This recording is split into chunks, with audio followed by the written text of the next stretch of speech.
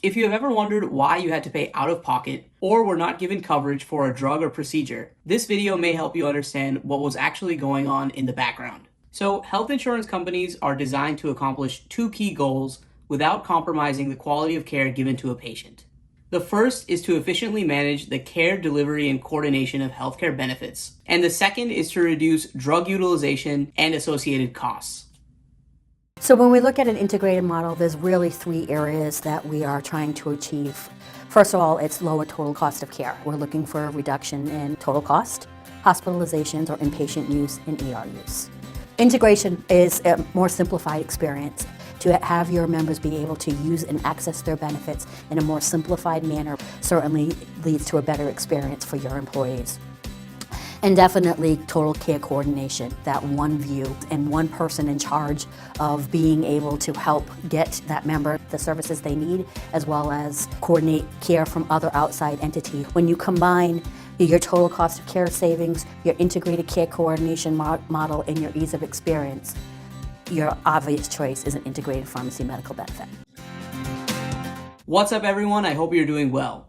If you're new to the channel, my name is Chirag Lathia and I make videos on life science and business topics. In today's video, we're going to be talking about the US healthcare system. In part one of this video series, we talked about the key stakeholders in the US system, how money flows between those stakeholders, and the various insurance offerings that are provided to beneficiaries. If you haven't seen part one, I will link it at the top of this video. I highly recommend watching that one first to get a high-level overview before we dive into some more detailed topics in part two and beyond. Today, we're going to be taking a closer look at how health insurance companies manage costs for patient care. If that sounds good to you, please be sure to give this video a thumbs up. Without further ado, let's dive in.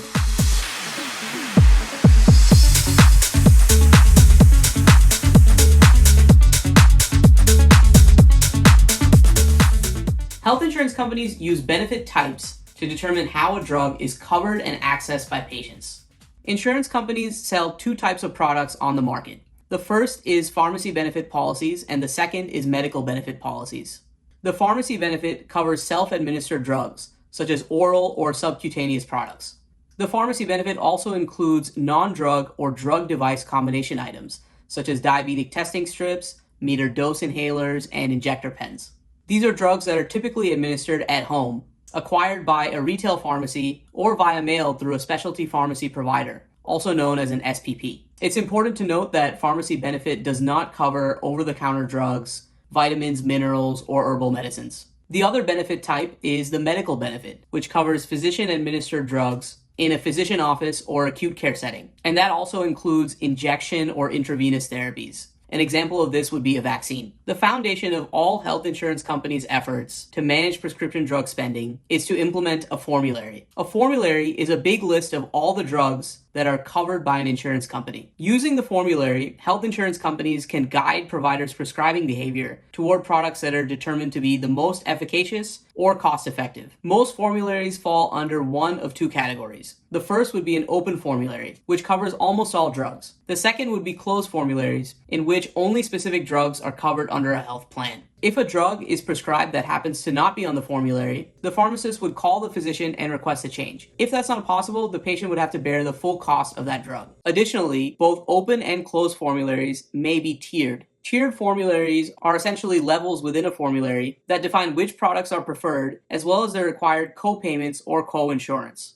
The general rule of thumb is that the higher the tier, the higher the cost is for the patient. Generic drugs typically occupy the first two tiers because they present a very low-cost option for health insurance companies. In fact, health insurance companies may actually request a generic substitution to save money on a brand name drug if a generic is available. Preferred brand name drugs may occupy tier 2 or tier 3, which typically carry higher patient cost share than generics. The tier a product is placed on is usually based on contracts between the manufacturer and the health insurance company. Subsequent tiers after that are generally non-preferred brands. Plans are increasingly utilizing a fifth tier, which would include high-cost specialty products. This tier would carry the highest patient cost share in the form of a percentage co-insurance rather than a flat copay. Now, within the formulary, there are a number of strategies that health insurance companies also use to manage costs.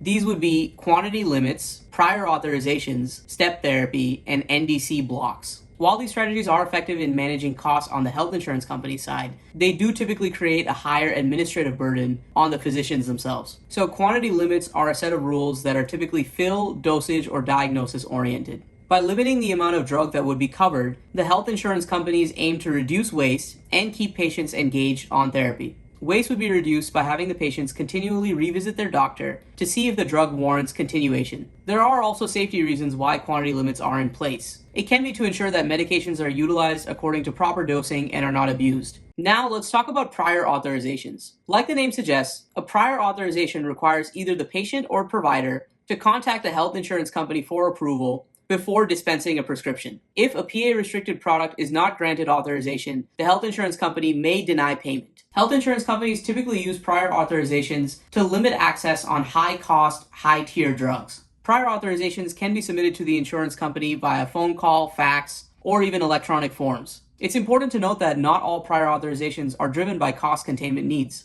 This may be for newer drugs with less demonstrated clinical advantage that might also have high prices. Other drugs with complex clinical profiles or potential for abuse are also frequent targets for prior authorizations. The prior authorization will make sure that the use of the drug is medically appropriate and reduces the potential for off-label use. So the rule of thumb here is that drugs with high cost but low clinical value may have a prior authorization due to cost considerations. But it's also possible that drugs with low cost but high clinical value may also be subject to prior authorizations. And these PAs will be safety driven. Another strategy used to restrict or limit drug utilization is the implementation of step therapy or step edits.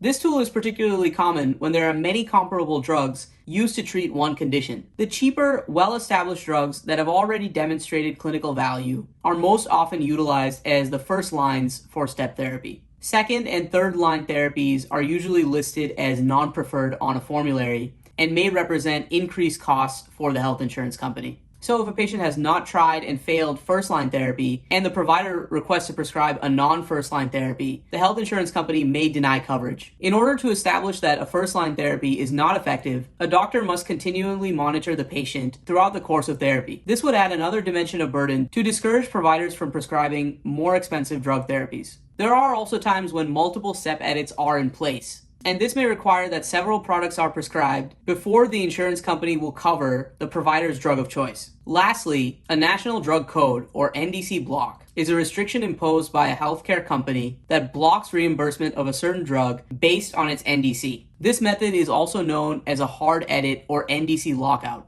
NDC blocks are draconian in nature and quite outdated. This is the strongest restriction that a healthcare company can use. NDC blocks are most often associated with closed formularies. Express Scripts, one of the country's largest PBMs, is actually expanding the use of NDC blocks. So now that we've looked at the cost containment strategies within the pharmacy benefit, let's switch gears and talk about the medical benefit. Health insurance companies manage drug utilization under the medical benefit using medical policies, clinical guidelines, step therapy, and prior authorizations. Medical policy is a set of medical guidelines that details when medical services are considered medically necessary by the health insurance company. Medical policies are typically evidence-based guidelines. Medical policies can vary in terms of complexity, from a simple confirmation of diagnosis to complex algorithms that would direct treatment. The development and use of clinical pathways is another way to control costs. These provide guidance for each stage in the management of a patient, including drug treatments and clinical interventions. And this pathway may cover a specific condition over a given time and include progress and outcomes details. Clinical pathways help increase the quality of care and also manage the costs.